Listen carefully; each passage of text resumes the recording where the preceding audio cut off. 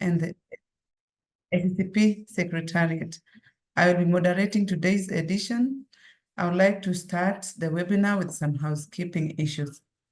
Housekeeping issue 1, please mute yourself. Number 2, please select either English or French from the interpretation function at the bottom of your screen. Number 3, we will have an open discussion session after all presentations, so your comments and questions are very much welcomed. If you'd like to ask a question, please use the raise hand function and ask your question, or please write down in the chat box below. If you want to introduce yourself to the participants, please also use the chat box below. Housekeeping number 4, would like to upload the recording of this webinar, so kindly allow us to record. And the last one, there will be the session, before the session closes, we will take a screenshot, but if you do not want to show your face on the screen, you can mute it. So at the end of this session, we will have a group photo. Thank you. So to introduce the ACCP webinar series. So ACCP is working on knowledge and good practice sharing among its members and partners. We have been organizing the ACCP Africa webinar series from May, and now having our last webinar this year. The webinar series aims to not only share your knowledge and experiences, sharing your knowledge and experiences tackling common challenges in solid waste management on the continent, but also it is an opportunity where the member countries and cities can interactively draw from solutions for more sustainable solid waste management and shift towards an achievement of waste-related SDGs. Today's webinar focuses on hazardous waste, which is one of the biggest challenges in many member countries and cities.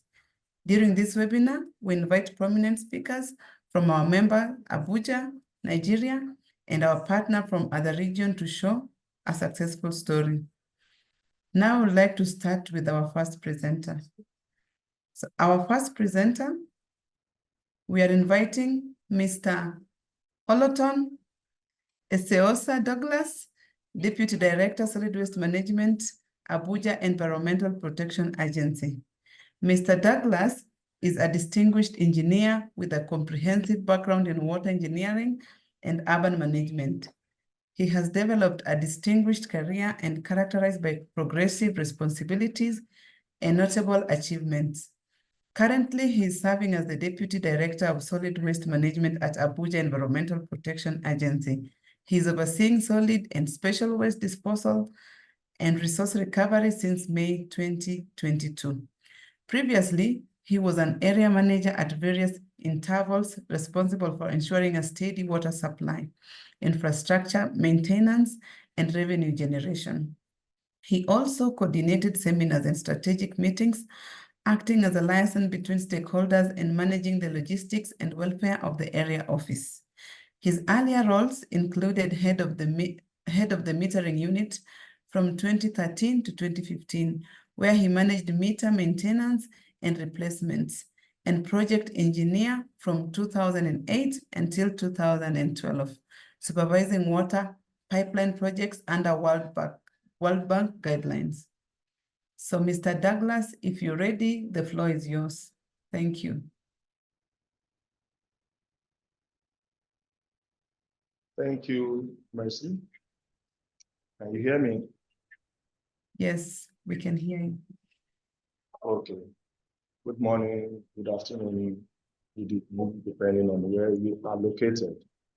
It's a pleasure to be here today to deliver a presentation on healthcare waste management, especially the special waste. So I will go straight to my presentation. Thank you for giving me this opportunity. I would like to share my screen now.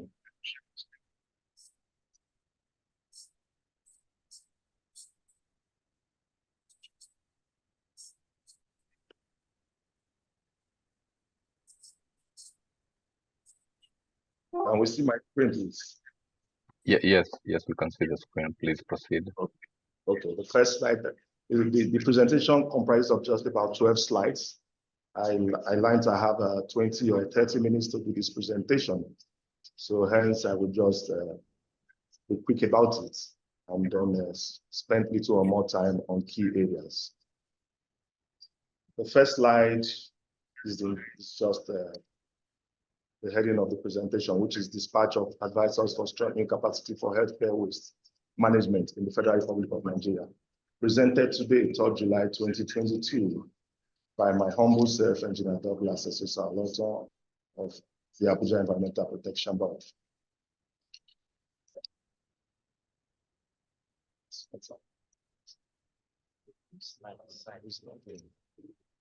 Just a minute, I don't know what's happening.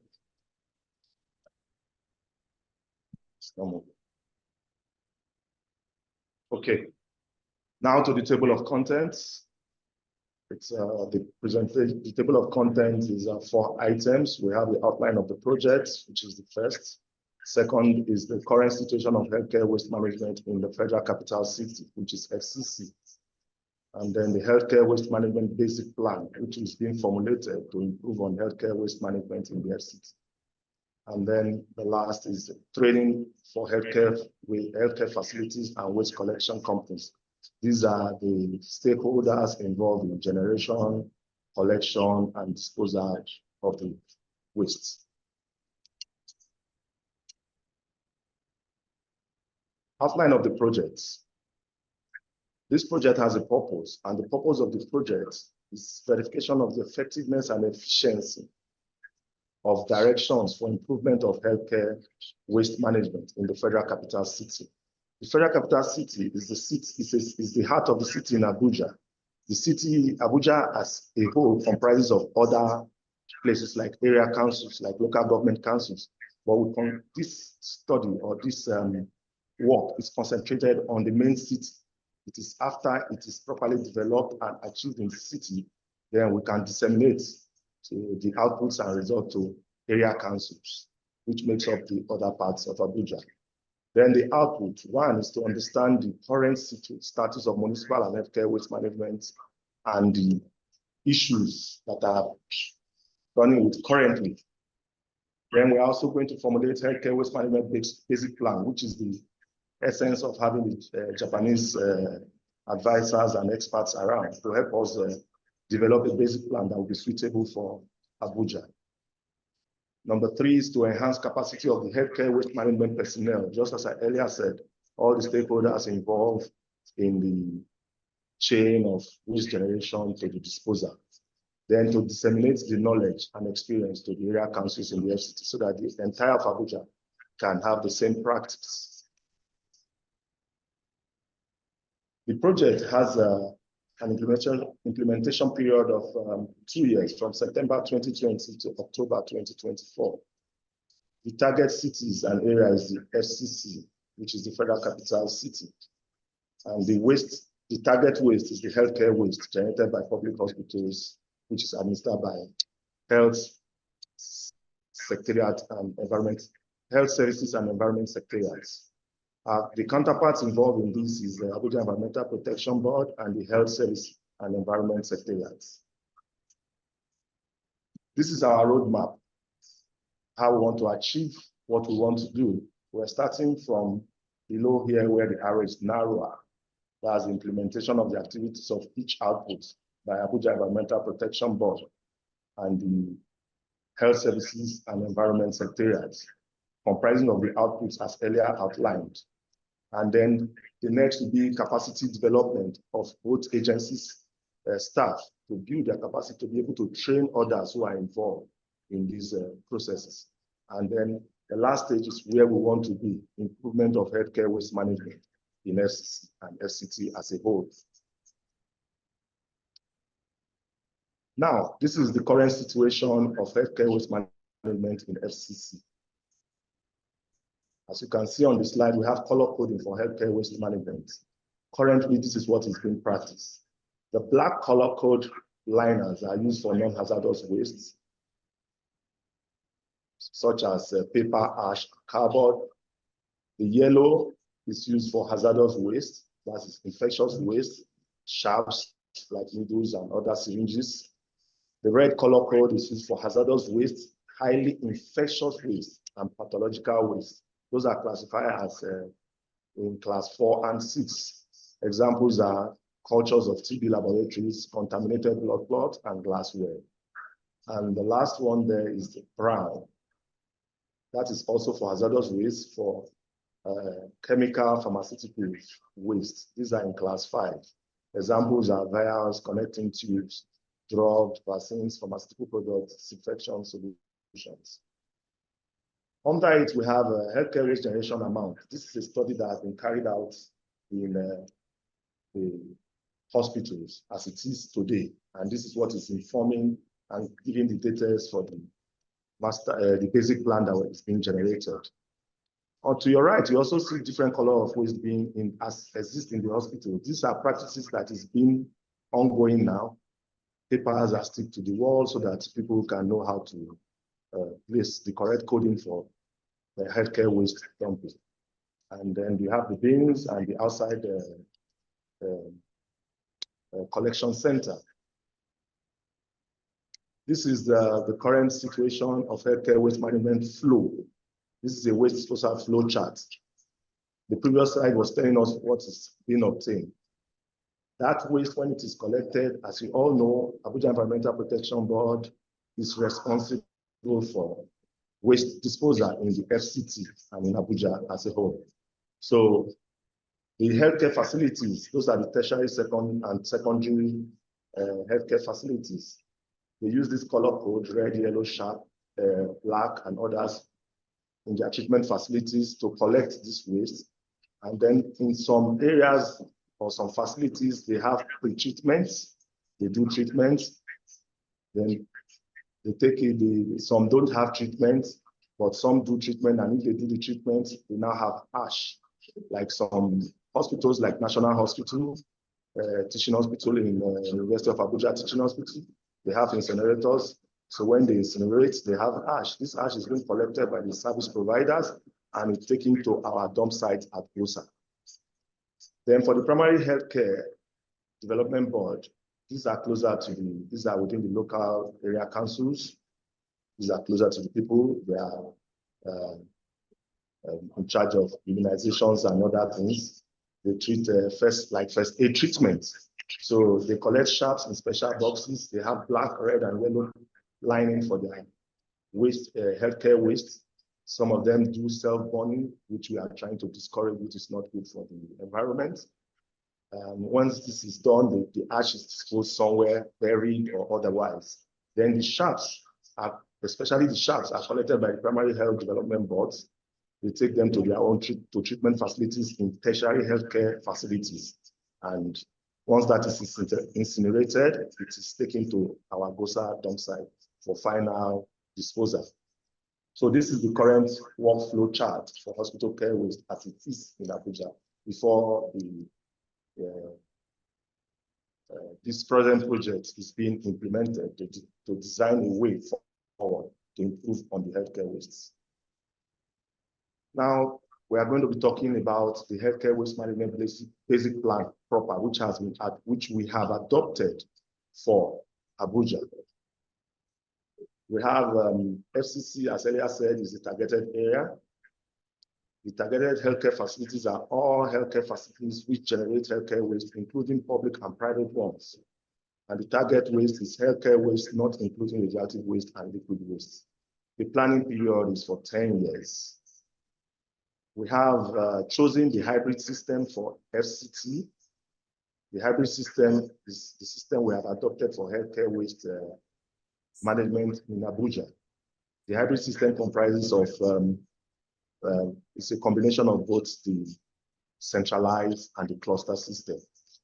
As you can see in the diagram, the hybrid system will have 2 incinerators at GOSA, which is our dump site. We'll have healthcare facilities spread across the city where they will serve as parent healthcare facility so that other healthcare facilities around them can bring their healthcare waste to that parent healthcare facility for incineration, after which the collection service providers will take the ash and take to those dump sites. The benefit, the benefit of this is that it will reduce turnaround time for collection. It will reduce contacts. There will be proximity. A lot of healthcare facilities won't have to travel far. Collection service providers won't have to travel far to incinerate waste. We have done this due to we drafted some basic principles to allow us to achieve this. That is to ensure that stakeholders are properly aware of their responsibility and encourage the necessary action. Number 2 is to improve healthcare waste management through cooperation and collaboration between Abuja Environmental Protection Board and the Health Services and Environment Secretariat, and also to establish safe and sound systems for treatment of healthcare waste. In the next slides, you will see the different treatment systems we have and how we arrive at this type of system. Now, this is the comparison of each of the systems. We have the centralized, we have the cluster, and then the hybrid system. The hybrid system, as I earlier said, is what was adopted by FCT Abuja. Now, from study, we have that the amount of healthcare waste to be treated is about 3 tons per day. And if we have to go using the centralized system, we have just 1 unit of incinerator at GOSA. Whereas on the cluster system, we have 5 units, 1 in each of the healthcare facilities. But in the hybrid, we are going to have 6 incinerators, 2 at GOSA and 4 at healthcare facilities spread all over the city. The project site is for the centralized will only be GOSA dumping site, while in the cluster, it will only be the healthcare facilities, which are the tertiary or the secondary healthcare facilities. While in the hybrid system, is going to be both the GOSA dumping site and the healthcare facilities. The capacity of the incinerator is going to be 3 tons per day for the centralized. It's going to be a very big one if you are choosing that. But for the cluster system, we are going to be having a 600 kg per day spread over the healthcare facilities. While in the hybrid, we are going to have 500 kg per day with 6 units, 2 in GOSA, 4 in different healthcare facilities. The operators of these incinerator are going to be, for the centralized is ACCP, in the cluster is parent healthcare facility, but in the hybrid system, it's going to be both agencies, Abuja Environmental Protection Board and the parent healthcare facilities, which are being supervised by the Health Services and Environment Secretariats. Under here, you can see the images as demonstrated before. You see the centralized, we have just 1 incinerator. Both the primary healthcare facilities and the other healthcare facilities, we all have to move to GOSA. While in the cluster, we have the healthcare facility and primary healthcare facilities around them, we take to the parent healthcare facility. We have 4 of them. But in the case of the hybrid, we have incinerator at GOSA and also have the parent healthcare facilities, so that to take care of uncaptured areas and those who cannot be close to these healthcare facilities can take straight to GOSA. And in case of issues or breakdown, GOSA can be like a backup tool for those other facilities. Outline of hybrid system in the FCT. The hybrid system that I've just explained, to my right, you see the map showing where all these hospitals are located. That will be, these are hospitals that will house the facilities, the healthcare facilities, the Wuse General Hospital, the Maitama General Hospital, the Asokoro General District Hospital, the GOSA dump site, and the Gwarimpa General Hospital. The advantage of this hybrid system is that it will be like a backup system in case of breakdown by installing multiple incinerators. Transportation costs of healthcare waste can be reduced by deploying the incinerators throughout the target area.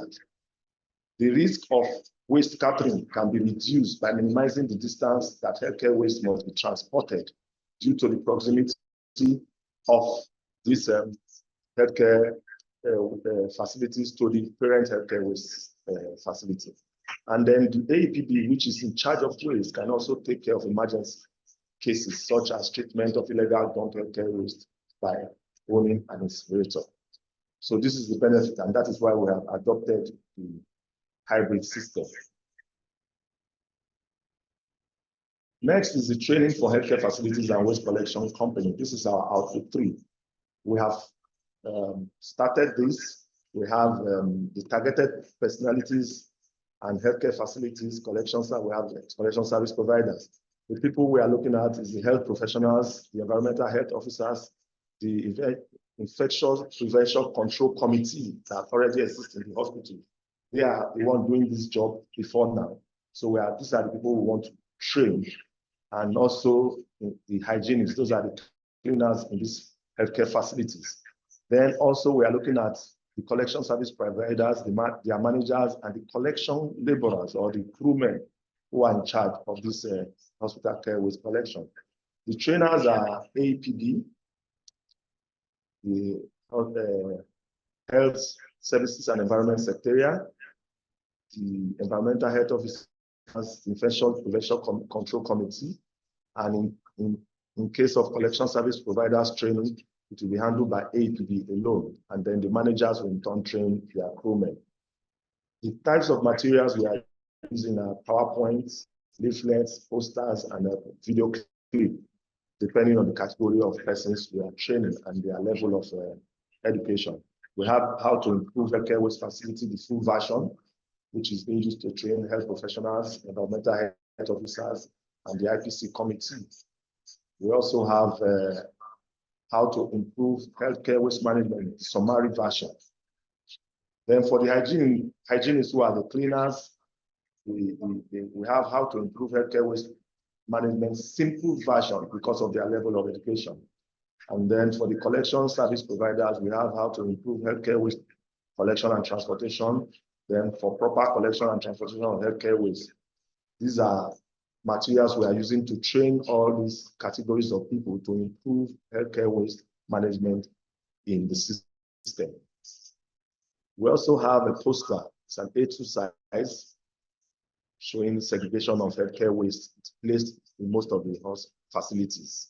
Then we have the voice with the PPT and short video, which is also used to improve them. A sample of them is shown below here. 1 is how to improve healthcare waste management in the full version, and 3 is how to improve healthcare waste collection and transportation systems.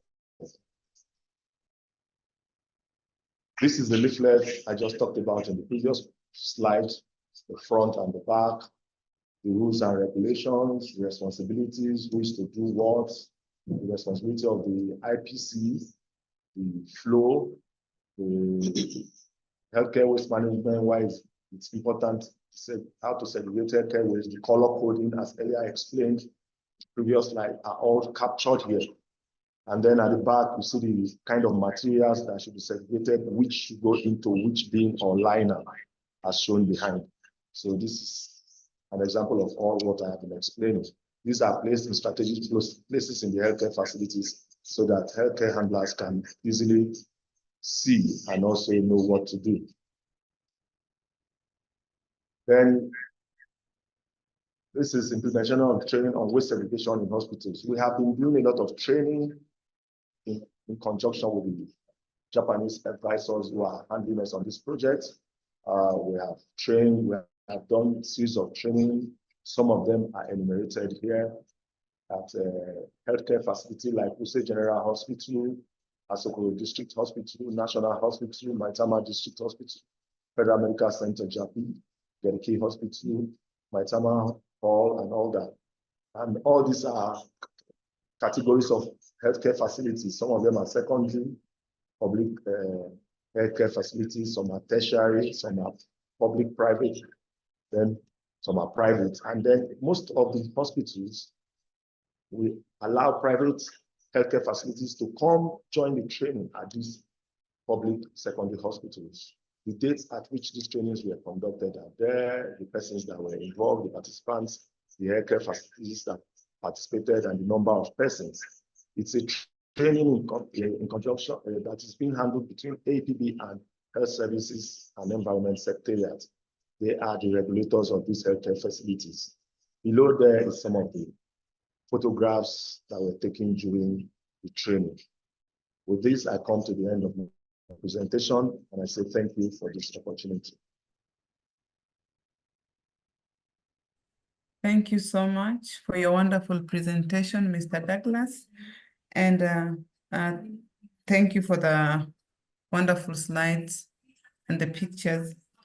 I would like to appreciate the target of this project, which is aimed at the healthcare waste and also the organized way of the waste disposal flow and the hybrid system that helps the hospitals to be linked with the incineration. That is well organized. Thank you. So let's move on and invite our second speaker. I hope our second speaker is ready. So let me introduce our second speaker. So the second speaker is Mr. King Dong, Chief of Regional Waste Management Branch, Basel Convention, Regional Center for Asia and Pacific. Mr. King Dong is a member of Household Waste Partnership Working Group and PACE2 of the Basel Convention, and a review expert for National Waste Electrical and Electronic Equipment, WEEE, recycling in China. His research areas include WEEE management and recycling, hazardous waste treatment and recycling technologies, EV traction, battery recycling, waste management policies, etc. Until now, he has published more than 20 articles, participated in the preparation of 7 monographs, and jointly applied for 8 patents. Mr. King, if you're ready, the floor is yours. Okay, thanks for your introduction, Ms. Mercy. And good morning, good afternoon, and good evening to the delegates. And it's my great honor to share the practices for the e-waste management, also with some collection and recycling practices in China. And also the e-waste is not classified as the hazardous waste, but it is a new emerging waste that attracted more and more attention by the global world. So the topic for today's webinar is entitled with community recycling and awareness raising activities of e-waste management in China. And this presentation includes 4 parts. The first part is to introduce our center. And as we all know that Basel Convention is focusing on the transboundary movement of hazardous waste. And at present, it has more than 191 parties in order to serve all the parties in the global. And the Commission has established 18 Basel Convention regional centers in the world, and maybe several and one regional center is also located in Nigeria.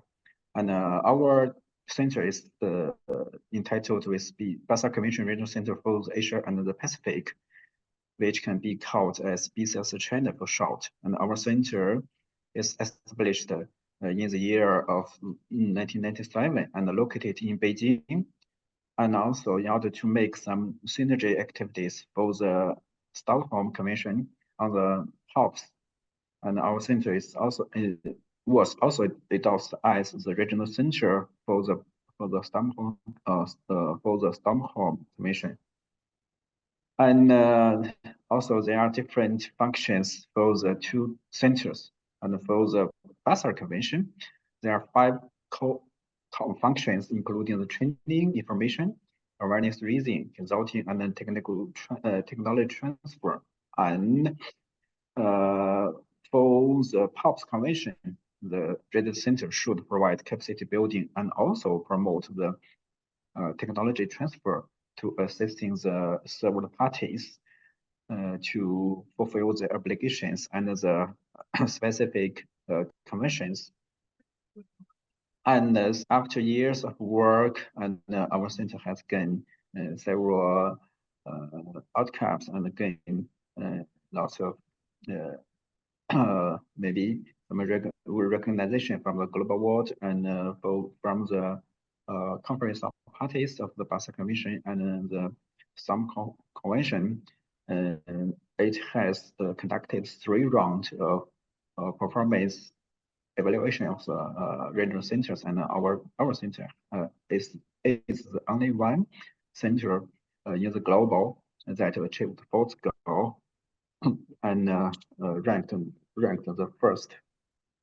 And well, for the specific areas of the e-waste management and also with the recycling technology, our center has carried out several projects and developed the mobile equipment for the e-waste dismantling, also with the PCB recycling, and also besides on the technology and equipment development on the e-waste, our center also participate in the negotiation for the nexus related to the e-waste during the past COPs. And also, Basel Commission has established the partnership for the e-waste, which has 2 stages. The first stage is on the computer equipment action partnership, which can be called as PACE. And the PACE 2 is the second phase of the e-waste management, focusing on the TV sites and also some screens, also with some refrigerators and the cooling equipment. And also, besides the international activities, we also support the Ministry of Environment to develop the national e-waste management. Also, this slide just shows several activities related to e-waste, but we also carry out other work on the related to the medical waste, as Mr. Douglas has mentioned, also with the hazardous waste and also the EV batteries and other kinds of waste. And after the short introduction of business China, the second part of my presentation is e-waste collection activities done by our center. Before the introduction, I want to mention that China has established the overall e-waste management system in China, and the central government has issued 3 key laws related to the solid waste management, also including e-waste, which can be called clean production promotion law, solid waste pollution prevention law, and the circular economy promotion law. And after the 3 laws, the State of Council of China has issued a specific WE regulation in the year of 2008 and 9, and the regulation started to came into force in the year of 2011. And after the laws and the specific regulation, and the other ministries also issued several policies, including the China rules and also the WTO collection measures and the recyclable resources collection measures, and also the WE treatment facility qualification measures and the WE treatment fund management measure. And with the support and management of all the policies I mentioned, China has established an overall management system involving the e-waste management from the manufacture or production, consumption, collection, transport, and the reuse, also with the final recycling and final disposal. And at present, the government also issued a category for the e-waste management include, and in the year of 2029, the first batch, including 5 types of e-waste, was included in the first catalog, and which contains TVs, refrigerators, washing machine, air conditioner, and computer, and also in order to support the development of the e-waste treatment facilities, the specific treatment fund was established, including the levy standards for the 5 types of e-waste, and also for the specific subsidy for the 5 types of of 5 types of e-waste. The subsidy is also conducted since the year of 2012. There's small mistake, not 2022, and because there is a gap between the levy and the subsidy. The subsidy standards is decreasing year by year, and then we can see that from the table, the subsidy level is decreasing by different periods, and at present, the subsidy is stopped, and also the level of the treatment fund is also stopped because due to the unusual economic development in China, also in the world. While in the year of 2015, the second batch of the e-waste is issued. Besides the five types in the five types of e-waste in the first batch, and the printer, copy machine, fax machine, electric water heater, gas water heater, kitchen ventilator, monitor, mobile phone, and telephone are included in the second batch, and involving overall 14 types of e-waste. 40 types of e-waste is included in the catalog. And well, in the past years, the new added 9 types of e-waste cannot get the subsidy from the government. And well, for other e-waste not included in the batch, and they also cannot get the subsidy, but it can treated by the specific e-waste recycling facilities. In order to get the subsidy standard, the treatment for the 5 types of e-waste should get license from the local government, while for other types, including the newly added 9 types and also other types of e-waste, they can the license is not required. By the end of the last year, more than 109 enterprises are established for the 5 types of e-waste in the first batch, and the total capacity for the treatment is about 170 million units per year. And also, during the past year, since 2018, the Chinese government started to launch the zero waste city construction, and also e-waste management and recycling is also a key point during the zero waste city program. And in the past, from the year of 2019 to the 2022, totally 16 cities were selected as the pilot for the zero waste city construction. Well, after 3 years of work and lots of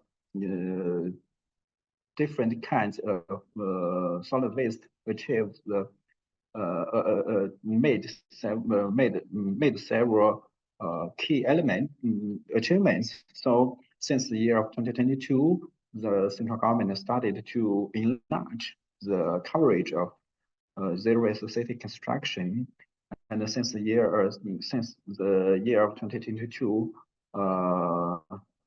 121 cities were selected to launch the zero waste city construction, and for the main task in the zero waste construction, there are it focuses on 5 types of solid waste, including the hazardous waste, industrial solid waste, agricultural waste, and municipal solid waste, and the construction waste. And every city can made their specific schemes for the management and schedule and recycling for the 5 types of solid waste, and also including the e-waste management. And the central government intends to achieve the beautiful China after 3 phases of 5-year plan, and at the end of the 2030, maybe more than 200 cities will begin to launch the zero waste city construction, and at the end of the year 2035, the zero waste city construction can make a whole coverage of China.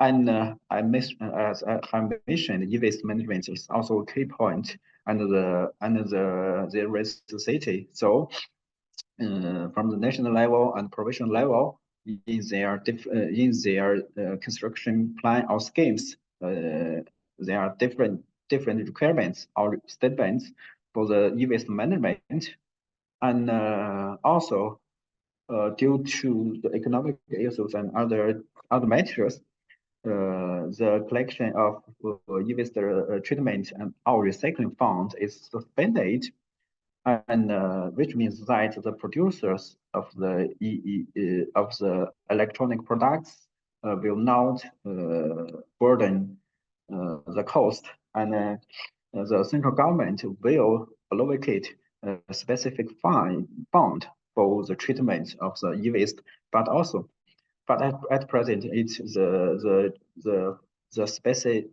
special fund is also allocated to the treatment of the 5 types of the e-waste, including TV, air conditioners, refrigerators, washing machine, and computers. And after the overall introduction of e-waste management in China, and we have carried out a specific project funded by the Secretariat of the Basel Commission, which is also focusing on the capacity building and awareness raising on the environmental sound management of e-waste under the Convention. And there are 4 types of activities, including the translation of materials related to the workshops and documents developed by the Basel Commission. We want to try all the outcomes from English to Chinese, and the second activities to make the awareness raising activities also in conjunction with the household with separation, and also I organize several training activities. And then the third activity is to make the text for the specific PACE guidelines, and to give comments on the past on the guidelines, and in order to improve the document. And then the last activity to hold a written workshop, including the national authorities in the e-waste management sectors, and also for the recycling facilities. And at present, the project is finished in the last year, and several activities will introduced in the following following following slides, and this is also focusing on the e-waste collection activities. And for the collection of e-waste, our center partner with the licensed enterprises, Huaxin Resource, to launch 2 awareness-raising activities in the community.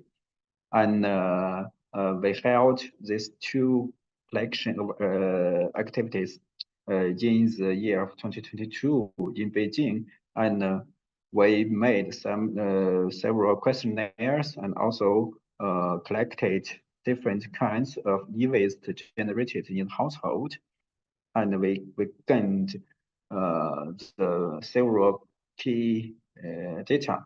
And during the 2 collection activities, nearly 2 tons of e-waste was collected, totaling more than 140 units, including the kitchen appliances, small household appliances, digital products, and also large household appliances, as you can see from the previous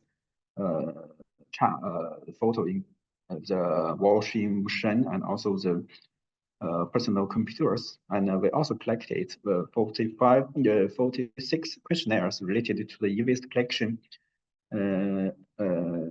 need and also their suggestions. And well, as we all know, and I think it is normal to other regions in the world, lots of elder person participate in the e-waste collection, while the younger generation is not interested in, and they are not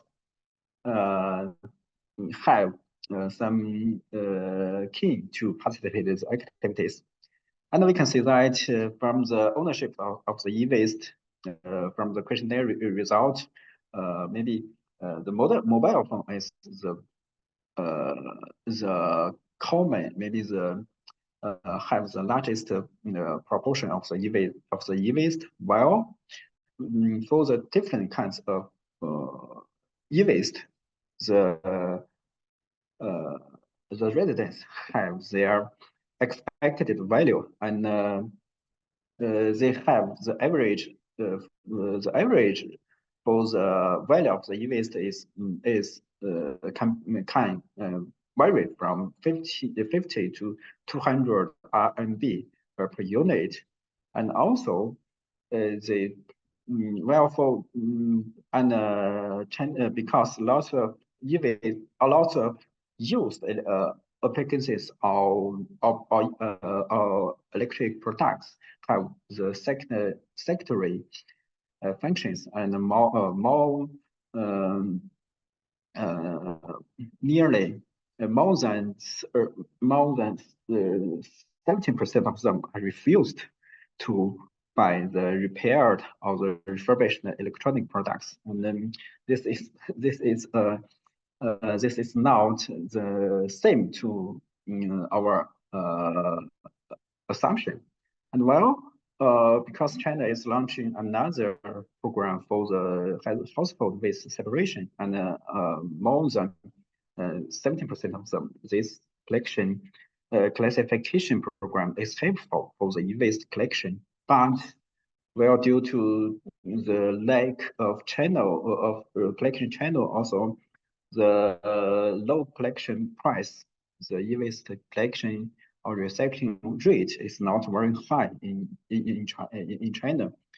And besides the community recycling awareness, recycling, besides the community e-waste collection activities, and this project we also made some awareness raising activities among the younger generations in the schools, and also in the public sectors. We partner with the Shanghai Polytechnic University to do several awareness raising activities, including we developed the small video videos which includes zero waste city and society, and also with the e-waste recycling to achieve the zero waste technology, and also a specific video named with the road to refurbish of the e-waste, and also the children and the primary school students can participate in the analysis reading. And also we developed a specific and also a series of courses, including the past and the current e-waste situation, and also including their environmental and health risks, and also case study of waste mobile phones and how to recycle them, and also how to rebirth of them. So these smart videos can attract the different attractions from different ages of generators of the community. And in the year of 2021, we launched the community awareness raising and to in a specific shopping mall to attract the people and the public to join us and share their opinions, also to collect their used electronic products. And also we made the exhibition for the e-waste recycling and dismantling activities in specific exhibition, and lots of lots of students from the primary school joined us, and at the earliest stage of the life, they can get the awareness for the e-waste recycling. And okay, the last slide for the conclusion. And at present, e-waste recycling is has entered into a new area without the subsidies in China. And as I just mentioned, the producers will won't burden the cost for the e-waste treatment or disposal. And the facilities for the e-waste can also get subsidy from the central government. But I don't think it's the present situation can last for very long. I think maybe in 5 years or maybe shorter, and after 5 years, and there will be no subsidy either from the local central government or from the producers, and maybe lots of electric producers will burden the e-waste recycling responsibility. And also e-waste recycling is also a very specific area for the zero waste city construction, and it can supply some case studies for other kinds of solid waste management and recycling, and also public participation, and also the awareness raising among the communities and the schools, and also some universities, and also in the public areas should be focused also, because at the present every family has several used or waste e-waste electronic products, but they do not know how and why to recycle or to dispose of all the things, and we need to apply some channels or opportunities to help the industry to recycle the e-waste. And maybe that's the end of my presentation. Thanks for your attention. Thank you very much for the informative presentation of community recycling and awareness raising activities of e-waste management in China, and how the e-waste management system in China is governed with policies. So the next session will be open discussion. It will be 20 minutes. So the floor is open for questions.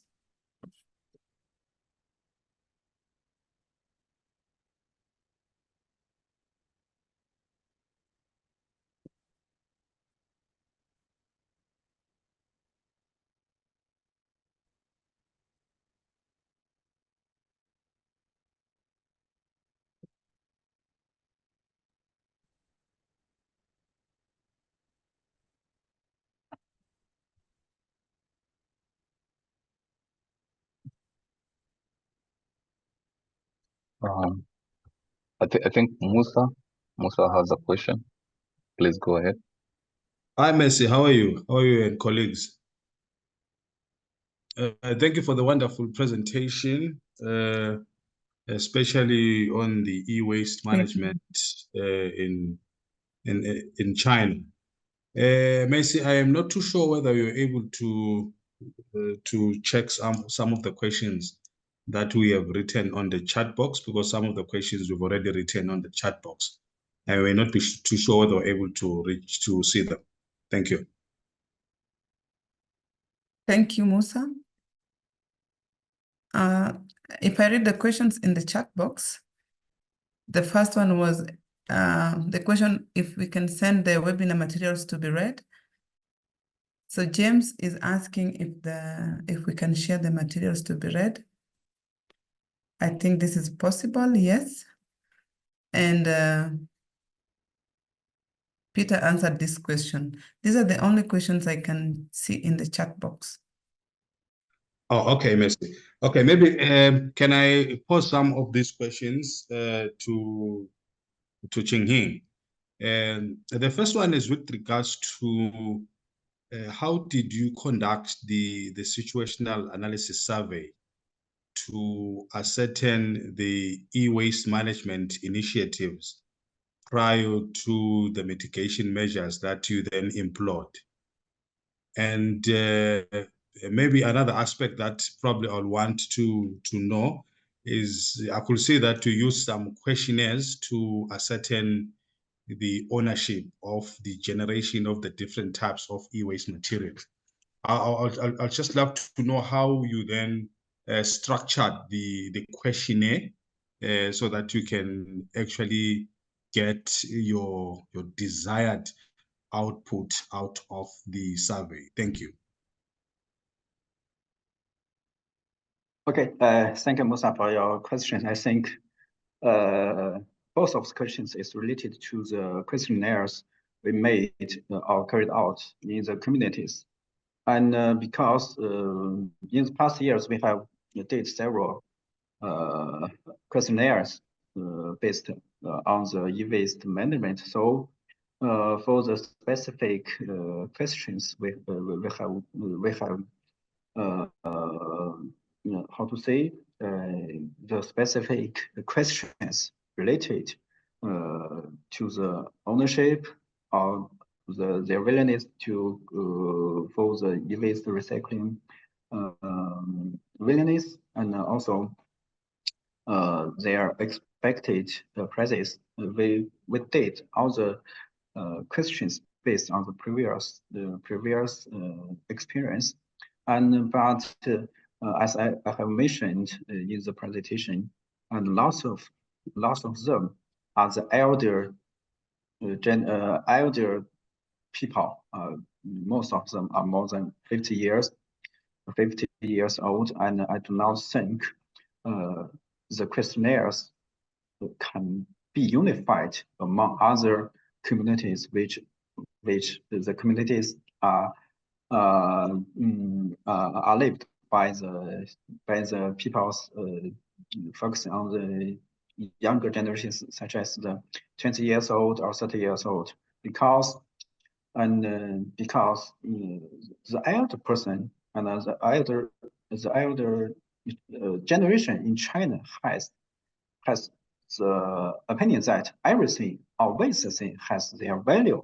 So they have a higher expectation of the waste or used applications of the mobile phones. But if you do the questionnaires in another community, maybe the questionnaire, the answers may be different, but I'm not sure because there's not enough the younger generation to participate in the collection activities. And if you need, I can send our questionnaire to you for reference. And also because at present, lots of persons do not like to write something on the paper or on the questionnaire. They are reluctant to supply any how to say confidential information. So they usually reply no, thanks. I think this is also another problem for the questionnaires. I'm not sure whether my question can answer your inquiry. Thank you.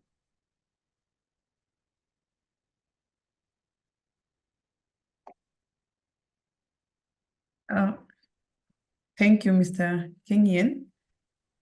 I'm not sure if you answered both the questions or just the second one. The first one was, how did you conduct situational analysis? Analysis, because the amount or the quantity of the questionnaires is very small, so we just collect all the responses to the questions and list it and treat it in the Excel document. So a simple chart of the analysis can be stated.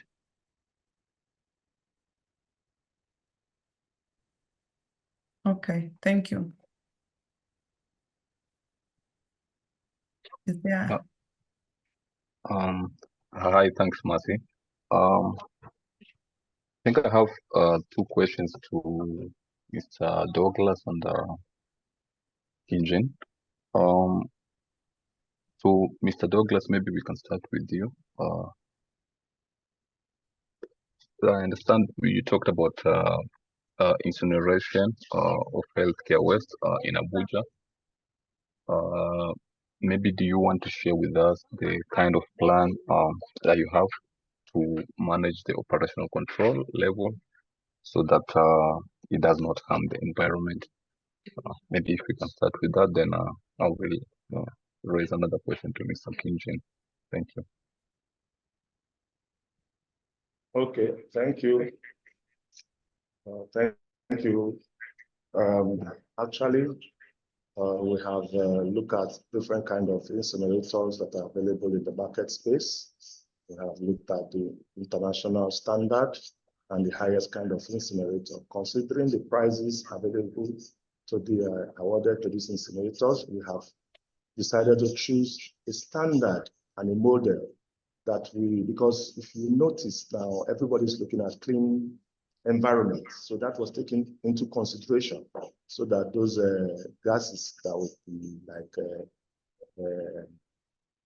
emitted will not be harmful. So we're looking at incinerators that will apply, that will operate at a very high temperature and has cleaning facilities for those toxins. So the high standard incinerator has been considered for this project so as to reduce emission of gases into the environment. I hope I have answered your question.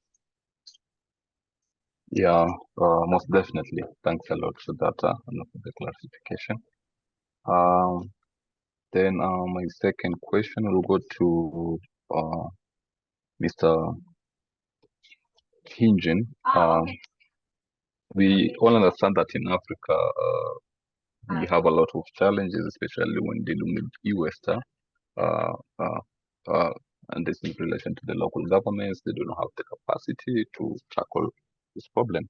So maybe what will you be your advice to the member cities of African Clean Cities platform about different aspects that they can use to manage e-waste, or rather from which action can they take first to tackle e-waste? Mr. Ingen, that's for you. Okay, thank you, Peter, for your question. Yes, well, for the e-waste management is always an issue in different regions in the world. And since during past years, China also encountered the serious problems. Maybe we encountered the primary open burning for the e-waste in China, but focusing but the Ministry of Environment and the central government has noticed the problem. So after I think since the year of 2002, the central government started to make and started to draft national regulations on the e-waste management. And also this, I think the policy or regulations is the first one. And the second is how to build the facilities for the e-waste recycling. And I think the standard of the requirement for the e-waste recycling facilities should also be conducted. And which kind of technology or which kind of equipment should be in the facilities. And after with the technology and the facilities, the e-waste can be recycled in an environmental way and not to make potential pollutants to the environment, also to the public health. But after the policy and the facilities, the third one is the collection of the recycling, of the recycle from the generators. This is also a main issue. And I think for Nigeria and also other countries in the African region, the problem is the same. And when you buy a new electronics, you do not want to use it again, and it is used devices, but not waste. And there is a second life for the used second life of the used electronics. So this industrial chain should be well regulated, and when they do the repair or the refurbishment, several problems may occur to cause the environmental risks. So this stage should be also be well moderated.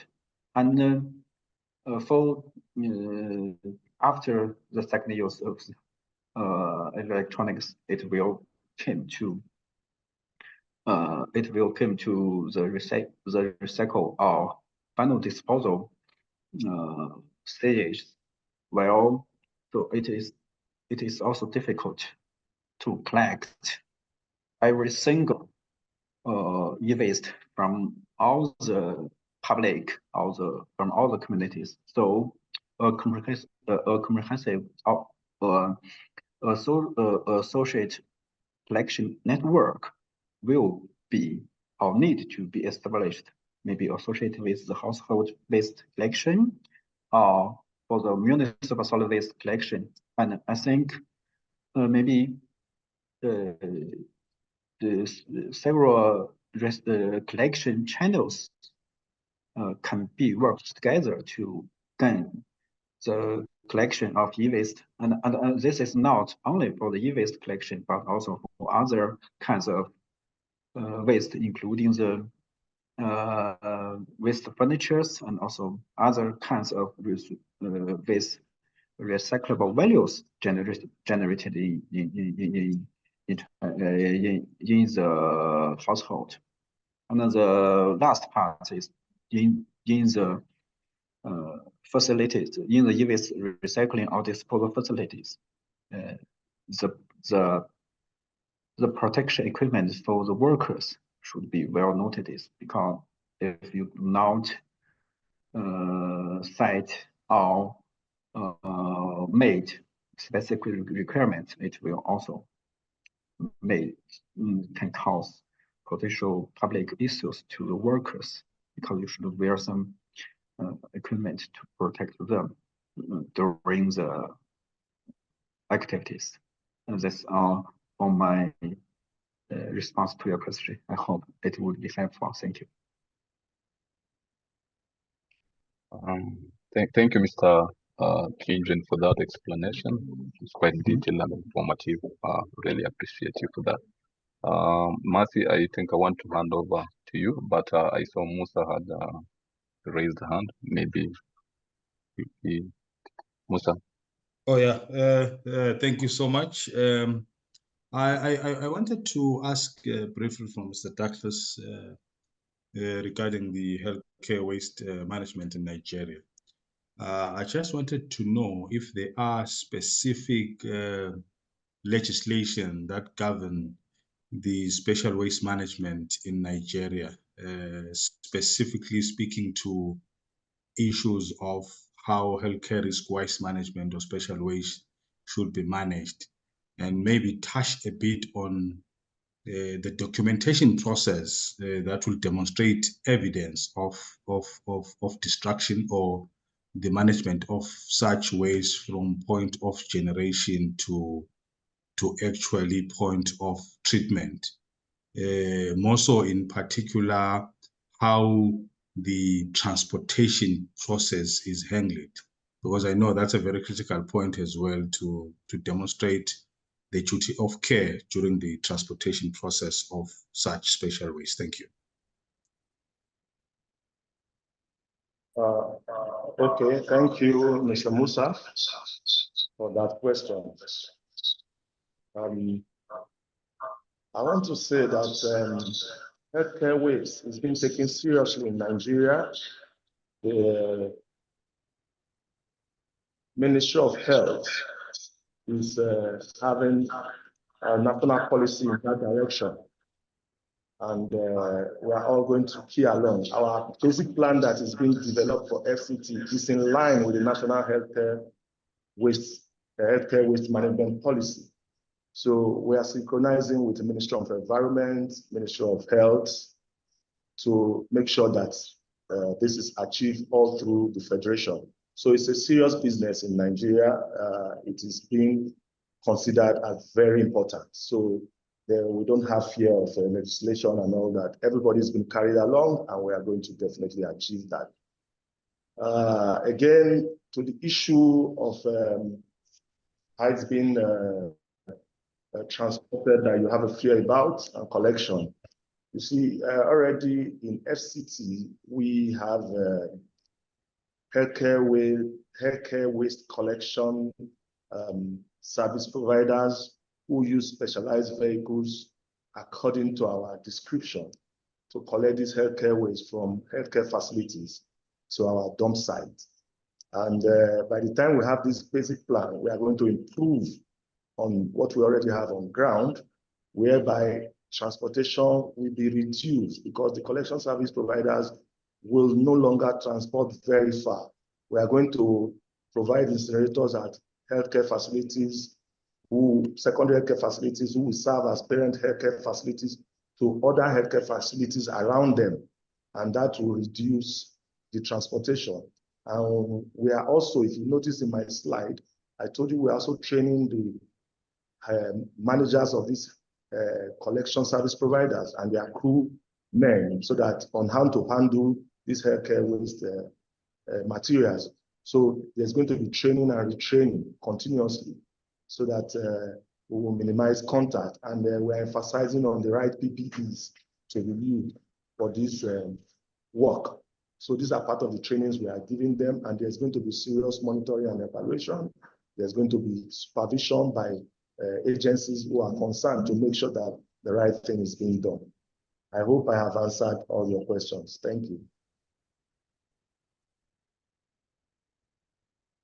Thank you, Dr. Engineer Douglas. I see there's also a question in the chat box from Kate. Kate has a question for Mr. Kingi. So the question says, do you have a digital platform or technology to track the e-waste? Okay. Thank you. Thank you for the question from Kate. And at present, in China, there's no specific technology or platform to track the e-waste, because we do not know when and where the e-waste is generated. But we have a platform for the e-waste which have been collected to the facilities I have mentioned, for more than 100 recycling facilities, and all the facilities site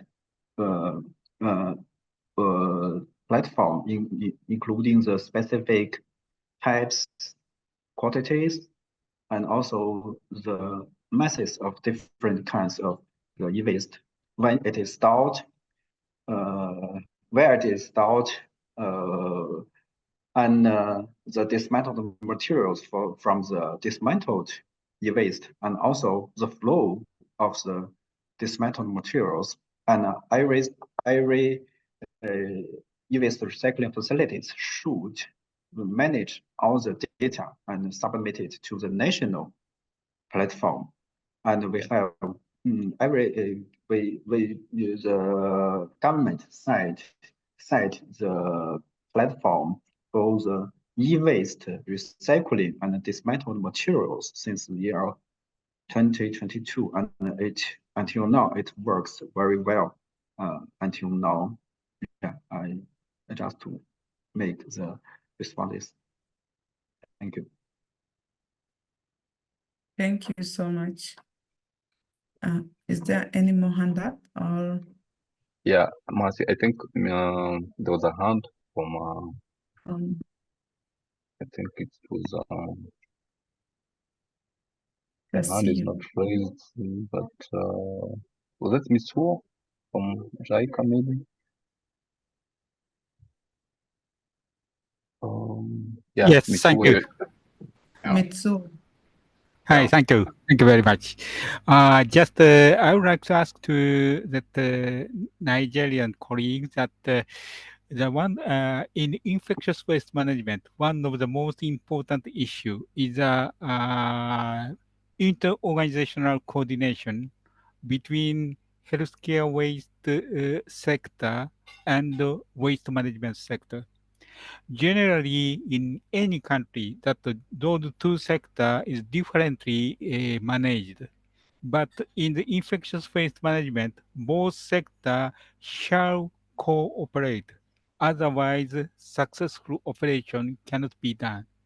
And my question is, in Nigerian case, now it gradually the coordination become better. And what is the key factor to coordinate between two sectors?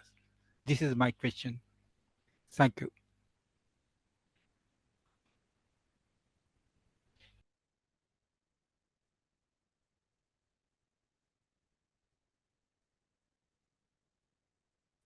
Okay, thank you, Mr. Yoshida, for that question. In my presentation, yeah, good to see you again. Yeah, in my presentation, I emphasized that this project is being carried out by APB, which is the Abuja Environmental Protection Board, and HSES, which is the Health Services and Environment Secretariat. So the project is co-owned. So that synergy between us is helping us to achieve a lot. They generate the waste, we are responsible for the disposal. So we are doing the training and the planning together. We are developing the manuals and the training manuals together. And together, we are going to finalize the basic plan. And it will be owned by all of us. And with that, everything will be laid to rest. Thank you, sir.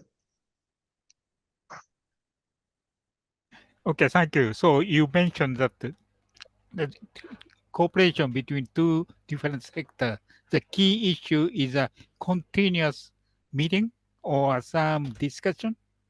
What is the key factor for success in this inter-organizational cooperation? Yes, Mr. Yoshida, there's going to be, as I said, once the basic plan is developed, it's going to be binding on all of us. And in that basic plan, it is emphasized that there's going to be continuous monitoring. Continuous, yes. Continuous monitoring. Both agencies will Okay. draw from HSES and draw from AEPB to form the body that will do the monitoring and implementation. So there's going to be continuous, and including the training as well. I feel that sharing the information by two sectors is one of the key issue. I feel that when I visited your country, that I observed, and the situation is like this: sharing the information, and maybe that now you are going to be success. Yes. Thank you very much. Thank you. Thank you. Thank you so much, gentlemen. Since we are running out of time, we would like to have a group photo, but all the questions can be sent to us, and we will make sure they are all answered. So we would like to ask everyone to turn on their cameras for a group photo.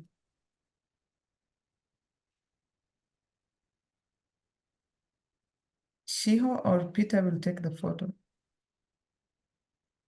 Thanks, Mercy. I think Masaki is taking the photo. So Masaki, when you're ready, please. Okay, so please, everyone smile as much as possible. So 3, 2, 1. Let me take another photo. Give me 1 second. Okay, smile again. 3, 2, 1. Okay, thank you very much, everyone. Thank you, Masaki. Thank you all participants for joining today's webinar. It was very interactive and informative. I hope to see you in the next one. Thank you. Thank you.